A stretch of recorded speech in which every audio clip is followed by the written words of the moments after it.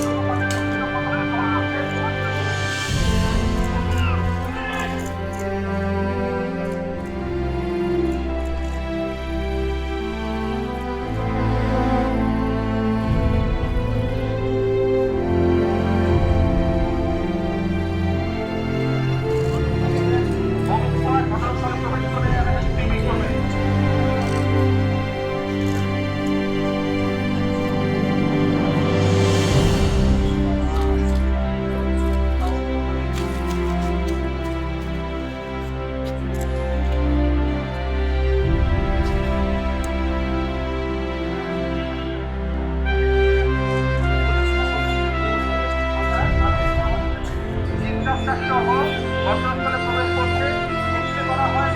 আজকে